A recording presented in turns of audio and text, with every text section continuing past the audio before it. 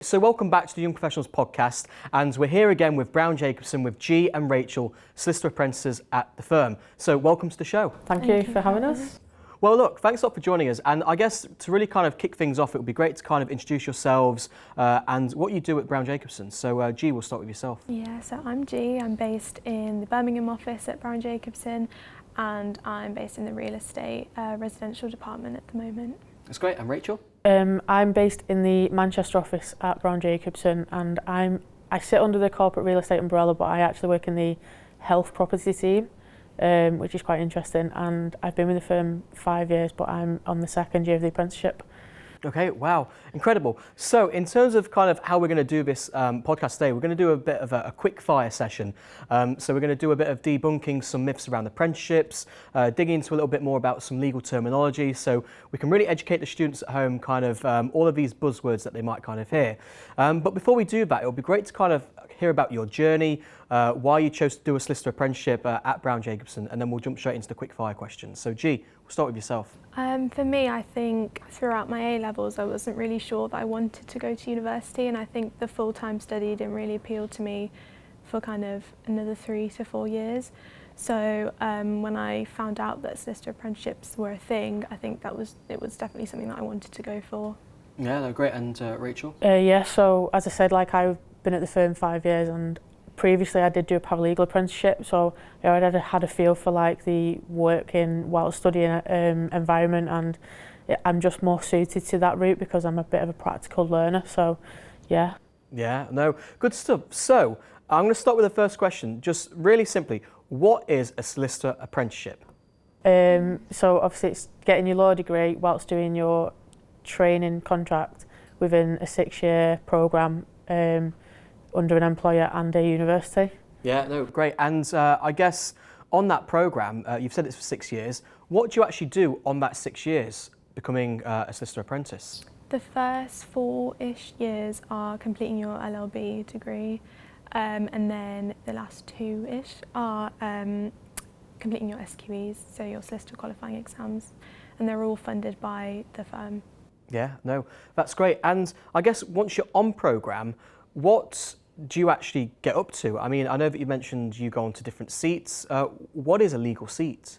So it's different departments within the firm. So under the apprenticeship programme, you move around within the firm. So you do 6 months to a year in one team. So you might do that in corporate real estate, and then after that seat you'd move on to, say, you might do commercial health, or you might go to property litigation. You just move around the firm getting a feel for everything. So obviously you don't actually know when you start what area of law you might want to work in. So yeah, so I guess it's that 360 overview of all the different areas of law. So coming in as a solicitor apprentice, you get to kind of try out lots of different areas within I guess kind of corporate law. And I guess going on to corporate law, what is corporate law?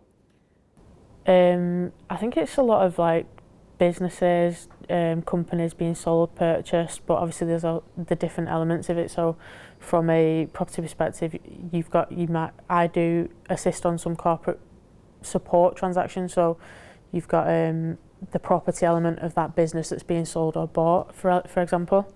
So yeah, it's more company based, I would say. Yeah, and I guess, G, what are you doing at the moment in your seat? So my kind of work is residential properties, so it's quite transactional, and I think that's quite a good seat to start in actually, because once you know the process, you don't need to have as much legal knowledge at the beginning, and you kind of get it as you go along. So I think going into a transactional seat first is quite good. Yeah.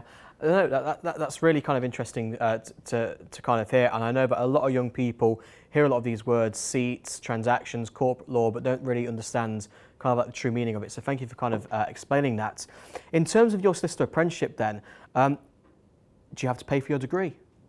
No. No? No, and do you also get paid a salary at the same time? Yeah. Yeah, so I think 2 really, really important things for the listeners here at home.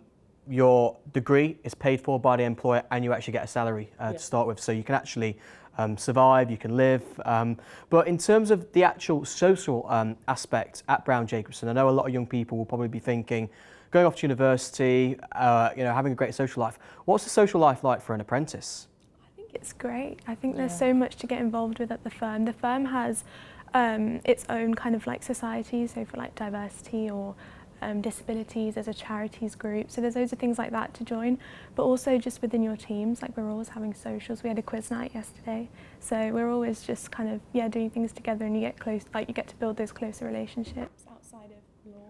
Yeah, no, that's great. And I guess, Rachel, what have you been involved with? Yeah, so there's the Sports and Social Committee, and there's a committee in every office, so they plan like office events. So we've got a couple coming up where we've got an office-based quiz night, so that's going to involve like board games, and it's just like to obviously help you to get to know different people within the firm, but in different teams as well, because obviously you work cross team as well in some transaction you're involved in. And something I've just become recently involved in is the helping of planning our Future Lawyers Challenge for this year. Okay. So that incorporates 3 different like activities. So we've got a couple of ideas. So there's an orienteering challenge that's been suggested, a challenge, a walk to Paris challenge, but virtually, where we're all going to track it on Strava. So different things like that. Maybe a bit of a volunteering element as well. So, yeah, no, sounds super exciting. And I guess doing an apprenticeship, what sort of support is there if, let's say if you've got to relocate? What sort of support is there when you're starting on an apprenticeship program? I think the firm, I can speak for Brown Jacobson definitely, but I think there's a lot of partners and kind of the actual solicitors are really forthcoming with us, and they really want to push the apprenticeship route. And I think there's a lot of support staff from the university as well. So we all have a skills coach, and we can meet with them regularly if we're struggling with kind of the balance. But then also in the firm, our teams are really willing to help us. Yeah. And one question, you mentioned it, a partner. What is a partner in a law firm? There's different levels of partners. So there's like junior partner, salaried partner, equity partner, loads of different levels of them. But usually as an apprentice, the partner in the team what you're in is like kind of your supervising partner at that time. But yeah, they usually head up that team as well. Yeah, and I guess for a young person at home considering a career in law, what are kind of like the levels? So obviously you're on the solicitor apprenticeship at the moment, but what does the levelling structure look like to get to partner at Brown Jacobson? I think once you qualify, you're an associate solicitor, is Yeah. that right? And then you can kind of go up to a senior associate, and then it would be partner. Yeah, then it'd be junior partner, and then I think that then the partner stages then come into play. Yeah. No, I think it's really kind of great to show the students that kind of career progression, and being able to own a part of the business that you've potentially been in for many years, growing as a solicitor as well. I think it's a really amazing opportunity. Now, in terms of actually when you were coming to apply for the solicitor apprenticeship program, were there any kind of top things that you wish you'd have known about before, or maybe some advice you could give to the students at home listening to this podcast? So I applied internally, so I didn't go through the same process as G would have done, because obviously I was already at the firm, so I just had to apply for them to let me do it. Because obviously they already knew my work ethic, my billable hours, target fees and stuff like that, so it was a bit of a different route for me, so I think you're probably best to answer that one. Yeah. I think something I wish I knew before actually joining the firm is and I think this comes into it with application process, but I think is the fact that people at law firms are not as kind of scary as you might think. Yeah. So I think when you're going to assessment centres, that's a really good thing to bear in mind, that people want you to do well there, and you just have to kind of show your true self in a way, I think. Yeah, no, and you mentioned assessment centre. I mean, what did your legal solicitor kind of assessment centre look like? What sort of things were you asked to do? We had a kind of written assessment the evening before, so we had to join kind of a call, and we did it on that. And then the next day we went into the office, and we had a group exercise, and then we had our interviews.